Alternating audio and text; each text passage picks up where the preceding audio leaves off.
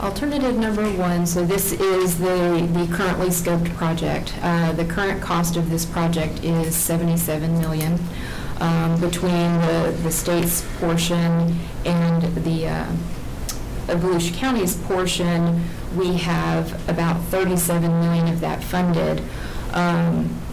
Understanding that these projects are supposed to be 50% federal funding, 25% state, and 25% local, if you do the math on the $77.1 million, you'll realize that it doesn't quite work, and that is because the cost has increased since the original agreements were put in place.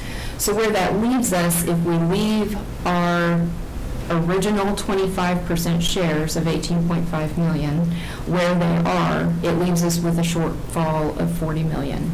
That is our challenge. So do we continue with the scope of this project and look for a solution for the $40 million funding shortfall, or do we look for another solution that reduces the cost, thereby reducing the shortfall, and maybe opening up some additional solutions for funding? So that's really. Commissioner Janet? Yeah, so I have a question. Since you do have the second alternative with the 6 mile double track, 6 mile single track, what's the cost of that, and what would the shortfall be for that one? The cost of that, just to kind of get right, a feel for the numbers. The cost of that project, I believe, is $65 million. About $8 million less. $8 million less, yeah. So instead of 40, it's 32. Mm-hmm.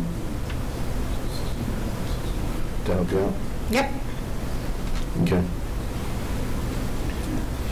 And so the issue is, where do you find those two different shortfalls? And with the shortfall, we're going with the different alternate, you're actually reducing or increasing your wait time from 15 minutes to 30 minutes. To 30 minutes, And what would correct. that do to the performance of the actual system? I would imagine it would degrade it considerably. I'm not sure that it would degrade it considerably. Okay. So it would, I don't know at what point we are looking at going to the 15-minute headways, how far in the future that is. So I'm not sure. We're at 30-minute headways now. So I'm not sure that you would see a degradation. Okay. Madam Mayor? Mr. Chairman, I should know the answer to this, but is it possible to have, it seemed like you could have 15-minute headways on phase 1 and 30-minute headways on phase 2? I'm going to. No, you can't. No, because the trains. Can you come to the podium, please? The trains are running the whole corridor. So you start at north terminus and you run all the way down. So So it's not possible to only run to the end of phase 1 every other train? right, you'd end up with other problems with crewing the trains. With what? Crewing the trains, making sure that the trains are properly cycled and having train crews on them. And really, phase 2 south has expected to have a very good ridership.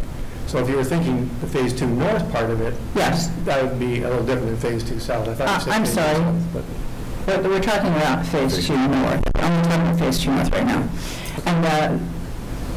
And so could you yes, run phase 2 north? because that's 30 a minutes? terminus, you could do that. That's what I thought. Okay.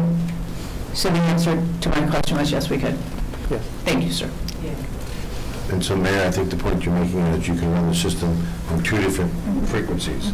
So it wouldn't degrade the rest of the service. Okay. Which I think is really important that you ask that question, yeah.